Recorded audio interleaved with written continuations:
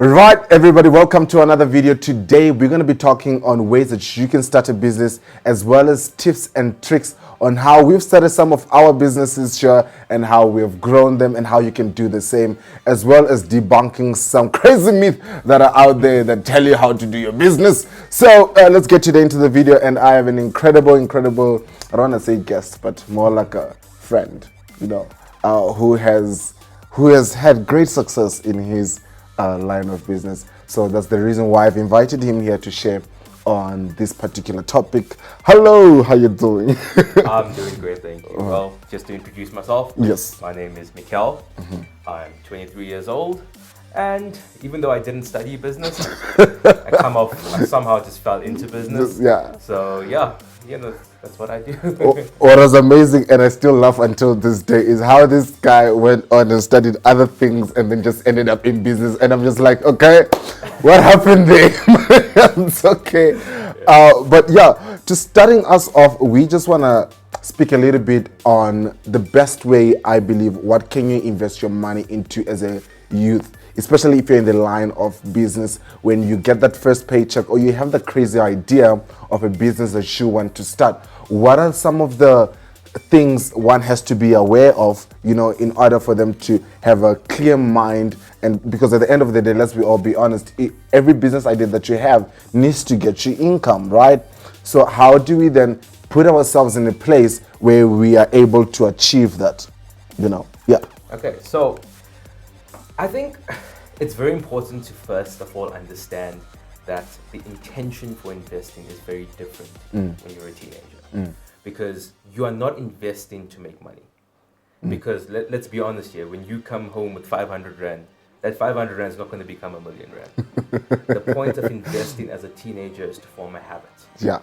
And that habit is what allows you to learn how to become a better investor when you're older. Your earning capacity has improved. So I think it's very important to understand why you are investing. You are not investing to make money. You are investing to form a habit that one day when you do have money, you can then build it from there.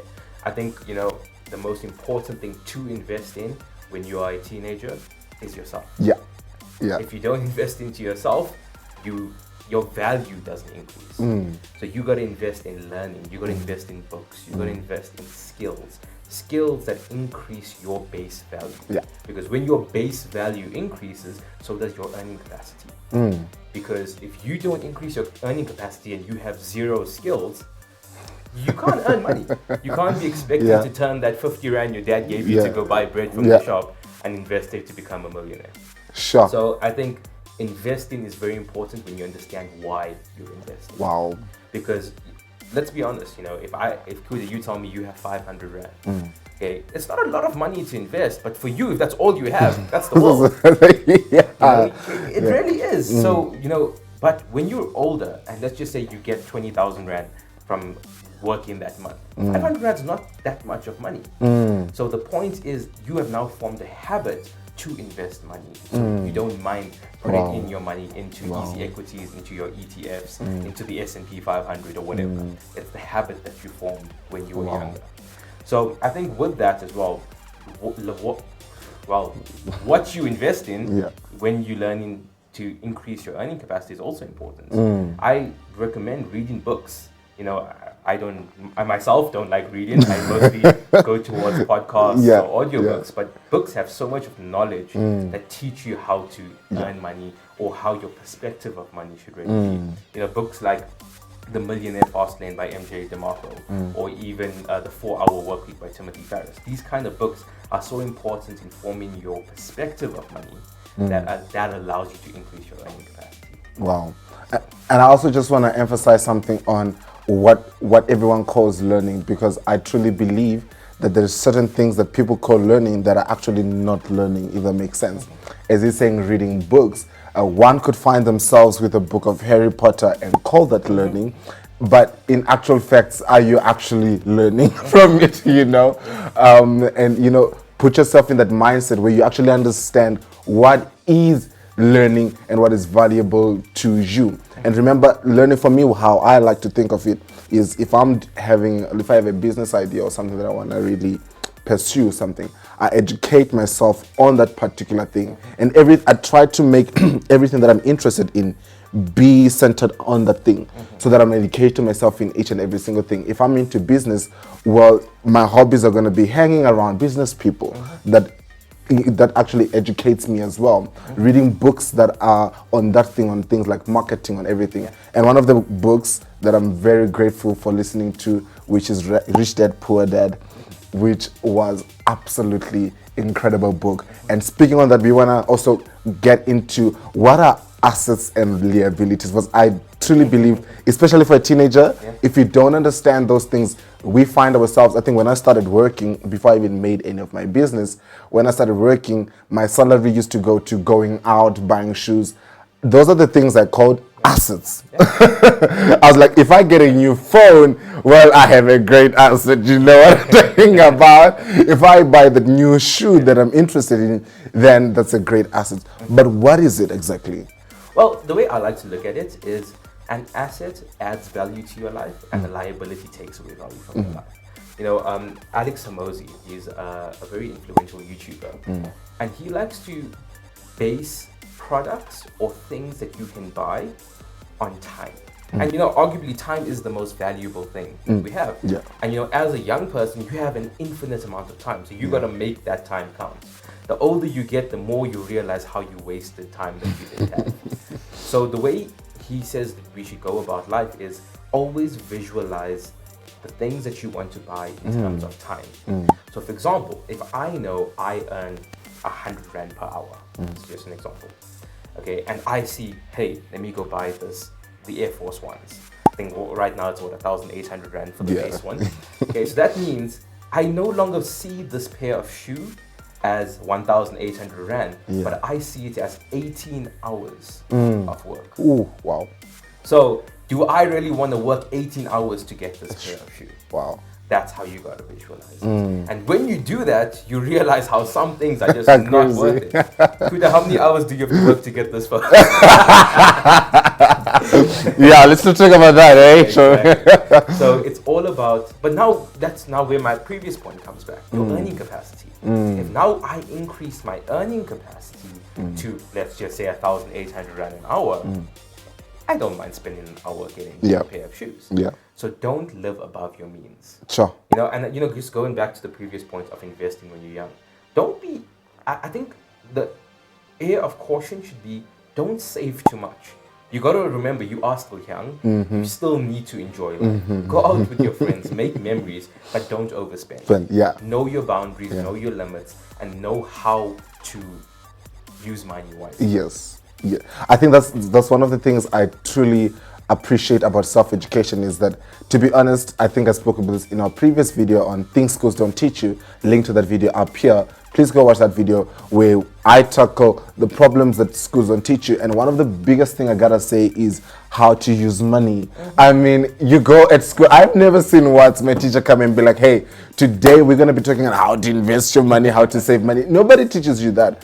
But the truth of the matter is, irregardless whether you're going to study or not, money becomes such a big thing that we all need to value and educate ourselves on how to use it, how to invest into it, which is a very big problem that schools don't really teach you. So do educate yourself there, especially on budgeting yourself. I always say, don't spend money that you don't have. I actually used to fall in this trend until my brother stopped me. I used to like looking at cars that when I wanted to get a car, I used to like looking at cars that I cannot afford. The reason why, I don't know why I'm looking at these cars. I'm just looking at them. But put yourself in the mentally, as you said, you know what, you got to put yourself in that mindset of you got to make money. And the more money you make, the more you're able to spend. But if you're not making more money, well, keep your expenses low and try to keep your income high. I always say that keep your expenses extremely low, such as things as going out. If you're going out with friends and you know you're going to spend a lot, what I actually like to do is sometimes I'll try to take cash and leave my card at home. The reason why I know if I go with my card, then dude, I'm just going to swipe that thing. But if I take cash, I'm more aware of how much I'm spending. Sounds stupid, but I'm the type of person who, if we go out and we're having lots of fun, I do sometimes tend to get carried away and start overspending. So the best thing for me to do is take cash.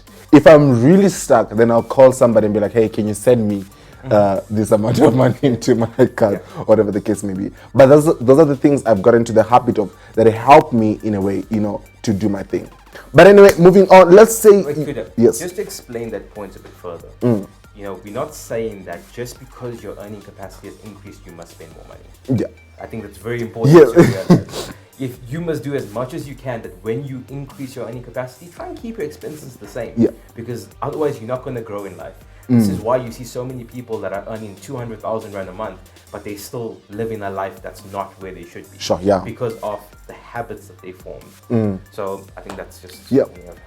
And even in the 21st century, what I've seen happen to a lot of people is that it all kind of, in a way, balances. But at the end of the day, it balances in a way where you're not even able to save. What I mean is that when you get a promotion, when you get more money, we all of a sudden want to also increase our expenses, not realizing that it's going to force you into the step whereby you cannot save money, especially with families. I mean, I've seen many parents out there who, every time they get a promotion, hey, BMW is being called, they're updating their car, whatever the case may be.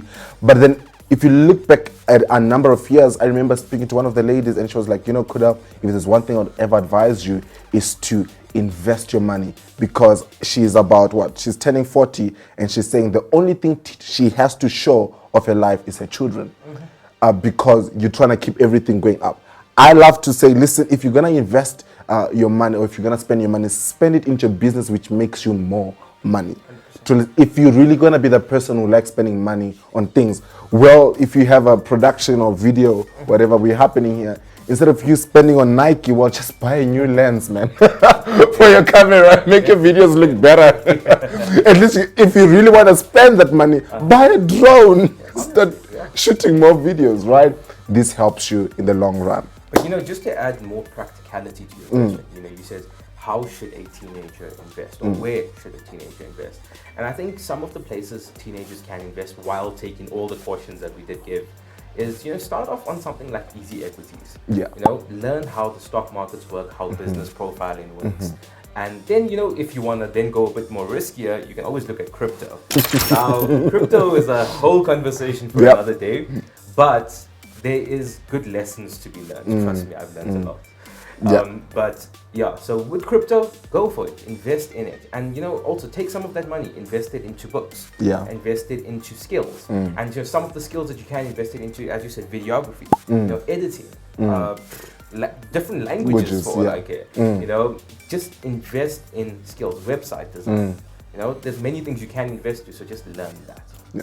And one thing I do advise every teenager to do, listen, surround yourself with good people, or what can I say, not good people, but business-minded people. Now, I remember in Rich Dad, Poor Dad, he says, listen, I'm not educated, but everyone around me is. And what that means is, I might not know how to do something, but I know for a fact that the people around me are able to tackle some of these problems. This keeps you, in fact, I would say, if you surround yourself with educated people, because here's what tends to happen: if a person is educated, they focus more on one niche.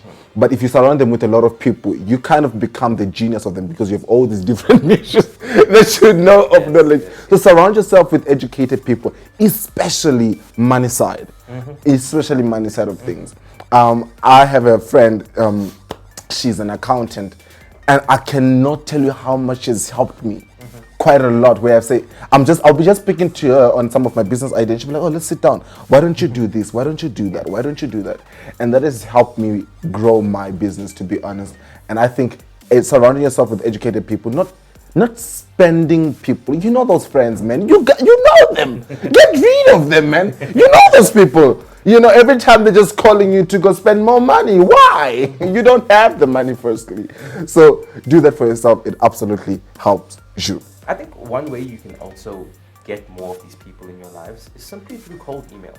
And I think people don't really see the importance of it, but make a list of 50 to 100 people that you say, hey, I want to be something like them one day, or they are following the path that I kind of want to follow as well, and simply message them. LinkedIn is a beautiful place to message people. And now don't make your emails robotic in the sense to say, okay, now they think a robot's messaging them. Yeah. But no, make it personal. Yeah. Add a joke. Yeah. Just say, hey, how are you? Yeah. And you would be shocked at how many people would respond, and then you can then build a conversation from there. Yeah. Never go to these higher positioned people looking for something. Try and meet them somewhere. For example, I know one of the mentors that I have, they love golf. And literally I think one day they posted a post on Facebook, and all I did was comment, hey, love the game, good stroke or something, and I said maybe one day we should play a game together. I suck at golf. I don't think I've ever played a good game of golf in my life, but I met him at a place where he is comfortable. Yeah. When you can build comfortability with someone, they want to give you more in return. And this is the whole principle of reciprocity. And this principle states that what you give out to somebody is what you will return. Yeah. I think they did a study with waiters, and they said that when a waiter gives their client or the customers a sweet, okay, it increases the amount of money that the customer gives them by 3%. Okay, but when they give them multiple sweets for more than the people that's on the table, it increases the tip by 14%. Okay, but another study said, that added on to the study was that when the waiter gives the customers an amount of sweets, goes away and comes back with more sweets, the customer has this idea, they went through extra effort to give us something more, and it increased their tip by 40%. Wow. So it's the idea of reciprocity is try and give them something, meet them at a level where they don't just want to know that you are a parasite and want to suck things out of them. Yeah. So meet them there, build it up from there. And trust me, Kuda, you always think, hey, I have this mentor that is so rich, has so much of money, hopefully they give me like $1 million. So, rich people do not give money away. Yeah. But the value that they give you is worth more than that money. Yeah. So always look for value and not monetary value. And I gotta say, I mean, at the point where I am at is one of the things that I've really learned is to be humble no matter who you are, no matter how much you make money. Especially if I know some very good rich people out there, and the thing about rich people is that I always have this mindset of I always want to learn. Like I come to you and I'll ask you questions, even about dumb things. And I know you're rich and I will be targeting you to say, listen, I want to get some knowledge out of you. Yeah. So here's what I'm going to do. I'm going to be asking you about golf and all these things. I remember we went for dinner with one person. And I just kept on going to him. I'm like, so what does it mean when they do this? So what does it mean when they do this?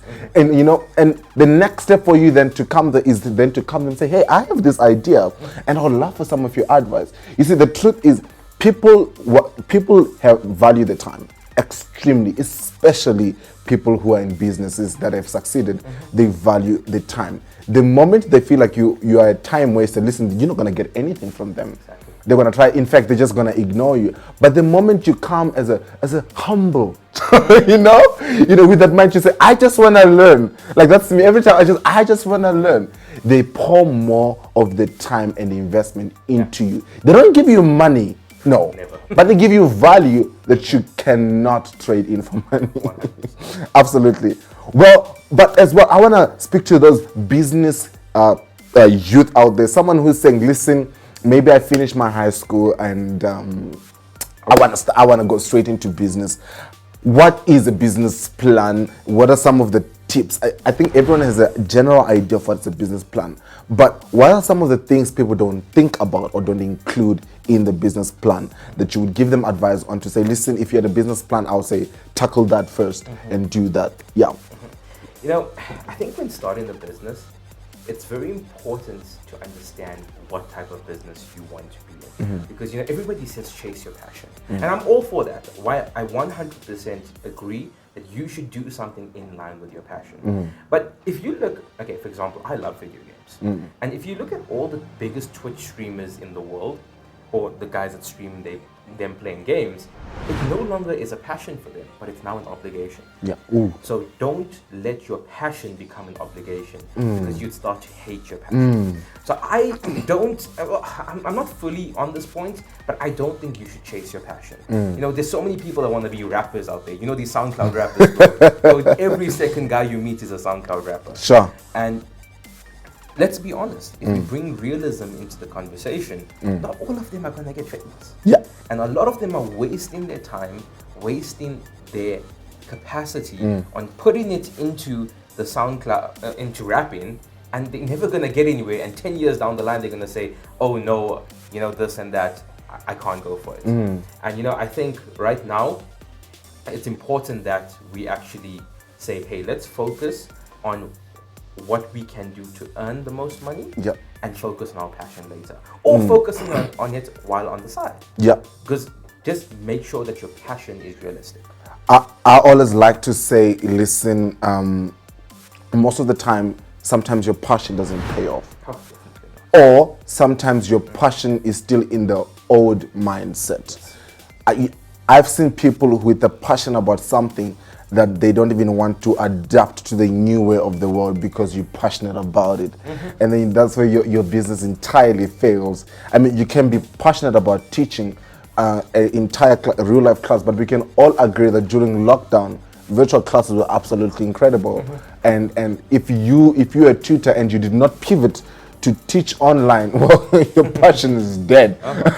So sometimes I truly believe that as much as you're passionate about something, if it's not profitable, then what I usually like to say is what makes the most amount of money, I try to turn it into my passion.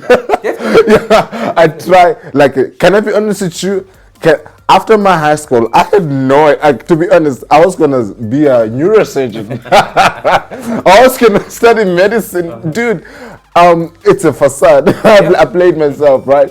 I had no idea that I was ever gonna be doing what I'm doing today. But I can guarantee you this, I turned it into my passion. Am I enjoying it? Absolutely. Is it better than medicine? Yes, man. Absolutely incredible. But it's about you understanding. And really, I gotta be honest and tell you the truth is that if you don't adapt, especially as a young person or especially whatever you do, adaptation is the best thing that you could ever do for yourself. Especially if you want to get into business. Listen, it's not a smooth journey. I'm gonna be honest with you. When you lose certain amounts of money, you gotta be able to adapt. You gotta be able to adapt to anything and put yourself into the position where you are adapting each and every single time. If I usually do this. I used to do this for one of my businesses. Before I sleep, it's an online tutoring thing, and they use an algorithm system, and it changes every single day at 12 o'clock. They changed the algorithm system for this, and I was working there, and I always wanted my profile to come to the top. So every single time before I sleep, I would change certain things on my profile, maybe change one word, whatever the case may be. When I re-upload it, it goes back to number one. But I had to do this every single night before 12 o'clock. And the thing is, I got more clients. And there's such a thing as just adapting, changing your entire thing, because this could actually make you or break you, especially when it comes to your business. So do adapt out there. Anything you want to add on there? 100% adaptability is such a valuable aspect to have. And for all of you saying, "Oh no, I missed all of the trains that are going to be big one day," look at AI. AI is so. I'm not even going to go into it because there's so much to talk about. But just research AI. And Peter, the point that you are currently explaining is delivered so well in the book called "So Good They Can't Ignore You." And it's such a great book because what it basically explains is become so good at something that becomes your passion. That will then earn you money. And I think Naval Ravikant does so well to explain the different types of markets that businesses are in. So if you say, okay, my passion is this and this is the possible business that I want to go into, you must understand that there's two different markets. There's a winner takes all market and there's an auction-based market. Now the winner takes all market is the market that says, hey, if I'm good at something, I will be at the top of it. If I'm a super good singer, people will have to watch my videos. I will gain a following from that. Or for example, a musician. If you're really good at the guitar, people will start to know who you are because you're so good at it. But now the other aspect of it is the auction-based market. Now what this market is, that says it's not dependent on your skill. It doesn't depend how good you are at something, but it depends how good you are at monetizing that thing. So for example, a doctor. You don't go to your doctor and says, hey, can I see your medical grades and how you compare to the classmates that you were at.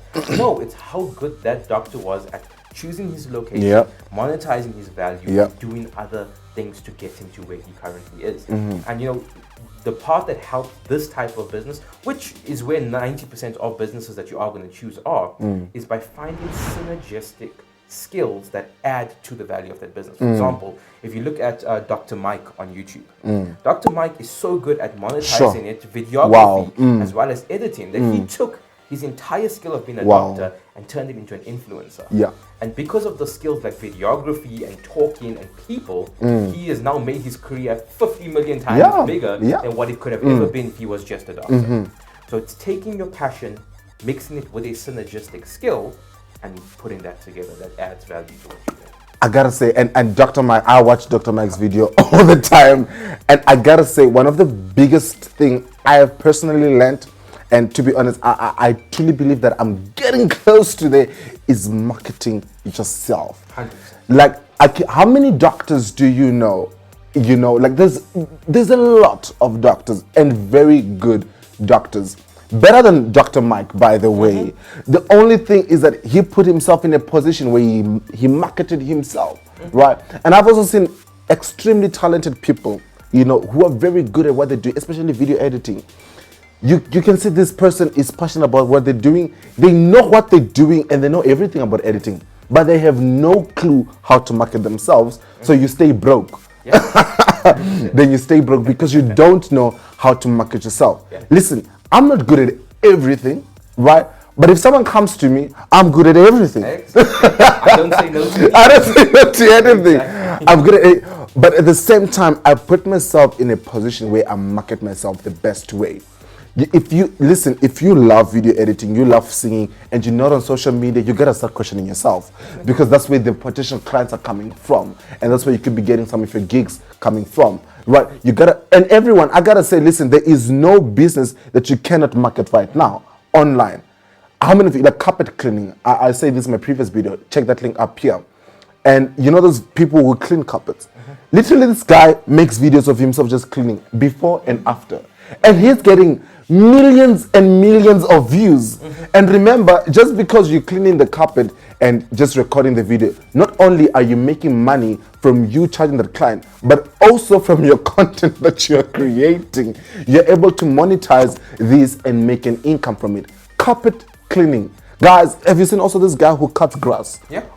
Just cut grass and say before and after. Of millions. Yes! Dude, I'll be like, I like that video. Oh, the slime. You know the slime videos? Exactly. And I'm just like, you just market anything.